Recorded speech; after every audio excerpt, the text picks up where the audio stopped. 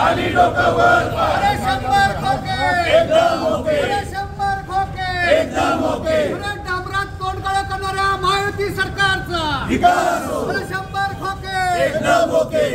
गेल्या काही वर्षात कोल्हापूरकरांना रस्त्यामधील खड्ड्यांमुळे मोठा त्रास सहन करावा लागतोय। रस्ते दुरुस्तीसाठी हजारो कोटी मंजूर झाले असून देखील कोल्हापूरकरांच्या वाट्याला खड्डेमय रस्तेच येत आहेत।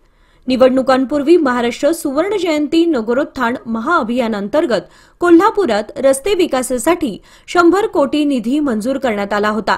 याचे काम देखील सुरू झाले, मात्र या कामासाठी 18 महिन्यांच्या मुदतीपैकी 16 महिने पूर्ण होऊन देखील कोल्हापुरातील रस्त्यांचे फक्त 65% काम पूर्ण झालंय, तर झालेली कामेही निकृष्ट दर्जाची असल्याचे म्हणत आणि कामात मोठ्या प्रमाणात भ्रष्टाचार झाल्याचा आरोप करत कोल्हापुरात शिवसेना उद्धव बाळासाहेब ठाकरे गटाकडून कोल्हापूर महापालिकेसमोर निदर्शने करण्यात आली। यावेळी रस्ते बनवण्यासाठी लागणाऱ्या ढकल गाड्यांमध्ये प्रतिकात्मक नोटा भरून आणण्यात आल्या होत्या, तर जोरदार घोषणाबाजीने महापालिका परिसर दणाणून सोडण्यात आला। महापालिका शहर अभियंता नेत्रदीप सरनोबत यांनी महापालिका गेटवर येऊन आंदोलकांशी संवाद साधत त्यांच्या मागण्या जाणून घेतल्या, तर 100 कोटींच्या रस्ते प्रकल्प महाघोटाळ्याची मुख्यमंत्री फडणवीसांनी सीआयडी चौकशी करावी, यातील खरा सूत्रधार कोण आहे याचा शोध घेऊन पर्दाफाश करावा, अशी मागणी शिवसेना ठाकरे गटाचे नेते संजय पवार यांनी केली आहे। 100 कोटी रस्ते कोल्हापुरात होणार आणि चकचकीत काचेसारखे होणार असं तत्कालीन पालकमंत्री आणि त्यावेळच्या काही प्रतिनिधींनी इथल्या पुढाऱ्यांनी जाहीर केलं होतं। परंतु 100 कोटी रस्ते निधी आम्ही पहिल्यापासून सांगितलं ही निविदा प्रक्रिया बोगस आहे, कायदेशीर नाही आहे, तरी पण रेटून नेलं, कारण ह्यांना जो ठेकेदार पाहिजे होता तो यांना मर्जीतला पाहिजे होता, त्याची तुम्हाला सांगतो कुवत नव्हती, यांना टक्केवारी जास्त पाहिजे होती, रस्ते नाही झाले चालतील अशा पद्धतीने एकदा कोल्हापुरात एक प्रसिद्ध अक्का जो आहे त्या अक्काचा शोध घेण्यासाठी मुख्यमंत्री पुढे आणणं गरजेचं आहे।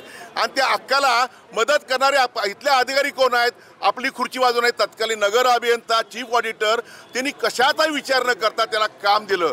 तो सोलापूरचा ठेकेदार असला तरी काम करणारा कोल्हापूरचाच माणूस आहे।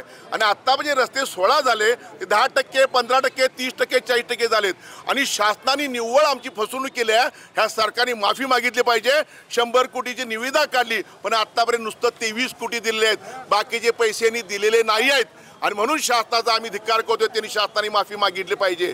प्रशासक मॅडमला आम्ही अनेक वेळा म्हणतोय तुम्ही पुढे या, तुम्ही महिला अधिकारी जरी असला तर शासनाच्या सगळ्या सुविधा तुम्हाला मिळतात, तुम्ही अशा महत्त्वाच्या कामाची आम्हाला वेळ दिला नाहीत तर त्यांच्या दारात ठिया मारून ह्या प्रकरणी सगळ्या सीआयडी चौकशी झाली पाहिजे आणि याचा पोल खोलून जे लोकांनी चोरी केली आहे, ज्या लोकांनी लूट केली आहे, कोल्हापुरांची फसवणूक केली आहे, त्यांचा बुरखा फाडण्याचं काम सन्माननीय मुख्यमंत्र्यांनी करावं अशी आम्ही विनंती करत आहे। प्रतिकात्मक नोटा घेऊन तुम्ही आला, या 100 कोटीतल्या टक्केवारी किती गेली हे महत्त्वाचं आहे, म्हणून आज आम्ही इथं नोटा घेऊन आलो आहे।